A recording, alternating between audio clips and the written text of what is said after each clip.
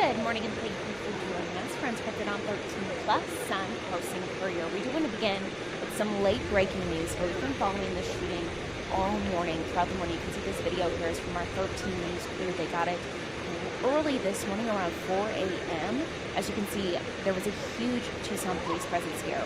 We know a big chunk of this area was actually blocked off for hours as police investigated. It is right in front of Cobra Arcade downtown. That area has since reopened, but what we know at this point is that right before 2:15 this morning, police were saying that there was some sort of shooting. We know that a male victim sustained serious injuries, but is alert and speaking. That's according to police. He is currently at the hospital, and the adult male suspect was detained at the scene. We will keep you updated on air and online as soon as we learn more. But again, all of that caution tape, that police activity has since cleared from that area, so it will not impact your drive this morning, but we are still waiting for a little bit more information. And we do want to go ahead and take a live look out to the Vatican City as the Pope continues to fight a severe case of pneumonia. Over the weekend, the Vatican released a statement saying Pope Francis was in critical condition after showing early stages of kidney failure. This morning, the Vatican says 88-year-old Pope Francis is resting after a quiet night. Today marks 10 days since the Pope was hospitalized for a complex lung infection that has seemingly worsened. On Sunday, doctors reported that the Pope's blood test showed early kidney failure, but that it was under control. They added that Francis has not experienced any additional respiratory crisis, but that he remains in critical condition. So it is something we're going to continue to watch for you. We'll update you as soon as we learn more. Taking a live look out on your Monday to Mount Bigelow. Absolutely gorgeous out there. We do want to go ahead and bring in 13 First Alert meteorologist Dave Spar on your Monday. And Dave, you were just out on the 13 News Plaza. Yeah. You said it was a little crisp out there. It was a little crisp, but you see, I delivered the high cloudiness that we saw. Oh, yes. Kind of, colorization of the sky. We love to see it. Give the painters something to do there. Current conditions, we're at 57 for Tucson. Boy, we are rising like a rocket this morning. Sierra Vista about 59.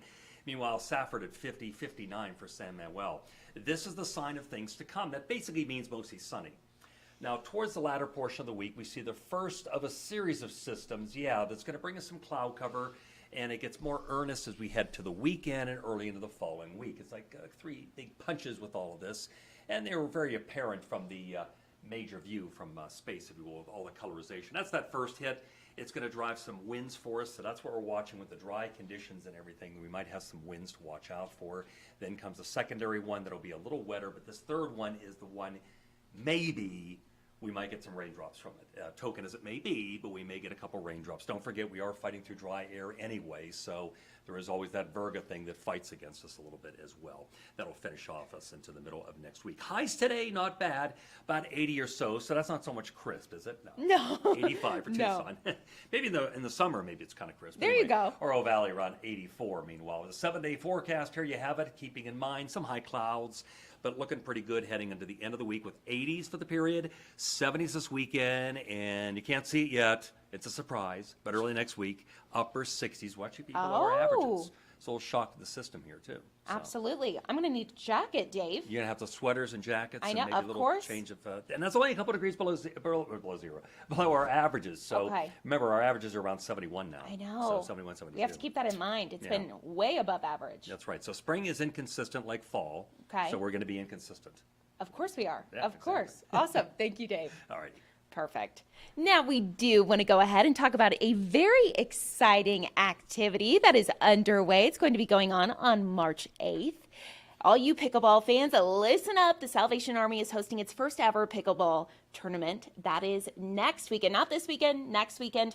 Saguaro Slam. All the money raised is going to the Amphicore youth programs. And today we have Captain Brent with us. Captain Brent, good morning. Thank you for joining us. Good morning. Thank you for having us. Of course. I'm going to go ahead and move this kind of towards you so that way we can make sure everyone at home can hear you. But this is really exciting. Tell us a little bit about why you guys are kind of launching this huge pickleball event for the first time. Well, we saw the popularity with the pickleball tournament and just pickleball in general. Yeah. We used to do a golf tournament, but we just wanted to migrating to something that was a little bit more low impact, Yeah. a little bit that could get a more broader audience to Exactly. help us raise money for our programs. Golf is very hard. Let me be the first to tell you that. I went golfing with my husband last weekend, and I was like, oh my gosh, so inconsistent. Pickleball, on the other hand, I feel like everyone can kind of pick up a racket and play. Even if you aren't the best, you could still enjoy it, whereas golf, I feel like, can be a little strenuous, as you were saying.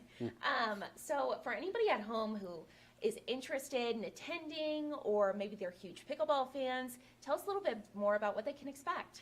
We can expect just a day of fun. Yes. It starts at 7 o'clock on March 8th at the Tucson Racquetball Club. Okay. And so registration starts at 7, things start off at 8 o'clock, and there's just going to be a time of fun and just enjoyment. Like you said, anywhere from the beginner to the most advanced can come and have fun, pick up a paddle, and smack it away for the kids.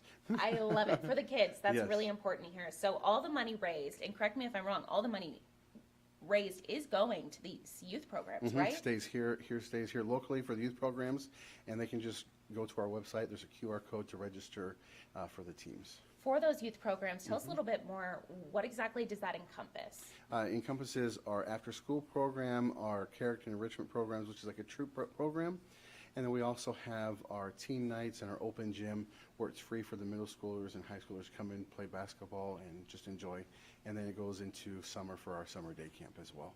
I actually spoke with you. I emceed your guys' Red Kettle Kickoff this year, and you guys Yes. spoke a lot about these youth programs and how important they are for a lot of the kids in the community to not only have a safe place to go, but also be around people who are just really there for them. And they're really good role models for all these young individuals. And so it's really important that for events like this to raise money for all those kids, because you guys help so many. Yeah, and it's important for them to come and have a safe haven, to Exactly. come and enjoy themselves, because without that place, we don't know where those kids would be. Yeah. They may be at different programs, but it's opportunity for us to make sure that they're growing up in a positive environment, making sure that they have a safe place to make them better for the future. Okay, well, let's go ahead. I'm going to pull up the website here once more. So you can see Saguaro Slam, the pickleball tournament. It is on March 8th. And if you click, so this is on the Salvation Army's website. If you click sign up today, you're going to be taken to this website where you can see all the information here. You can either find a partner, you can even just give a monetary donation, correct? If you necessarily can't go out and play. Yeah, Okay, that's awesome. And then, so again, what time does this start? starts at 8 o'clock in the morning at Okay. the Tucson Racquetball Club. And so we've kind of pivoted to a different, where it's a donation-based Okay. to sign up for the event. It's no longer a registration fee. Got So it. you come in, you register, and you can come in and play for the day. Okay, super exciting. Anything else for anybody listening that you want to mention? Or do you think we tackled it all? I think we've tackled it all. Just come out, have fun, and support us, and so that we can continue to support the youth of Tucson. Okay, perfect. Thank you so much. I'm going to go ahead. I'll copy this link and then put it into this Facebook post and this YouTube post. So if people are listening right now, they can just click on it. It'll be an easy way for them to sign up. But yeah, super exciting to raise money for a great cause. Thank you so much, Carson. Awesome. Thank you. Thank you. We do want to go ahead and take one last look outside on your Monday. Gorgeous conditions to start off your work week. Expect a high today of 85 degrees, as Dave was saying. Going to be higher than average temperatures throughout the week, but then following the weekend, we could see a slight cool down, maybe even the possibility for rain. Fingers crossed. So if you like the warm temperatures, enjoy it while you can, because next week we will be cooling down just a little bit. Thank you so much for watching us this morning on your Monday. We do want to go ahead and remind you, if you do not have our 13 News mobile app, you should. So make sure to scan this QR code to download our mobile app. You can customize alerts you get notifications on top stories, whether they're national or local. You get live coverage of breaking news. And of course, any major news that's happening in your neighborhood, you can get alerts right to your phone. It's really convenient and it's easy to use. So scan this QR code if you don't have it already, or you can search KOLD in our app store, whether you have an Android or an iPhone. You can find it in both app stores. So definitely very handy there. Again, thank you all so much for joining us on your Monday. We will be right back here tomorrow morning at 9:30. Have a great day. Stay safe, everyone. We'll see you right back here tomorrow.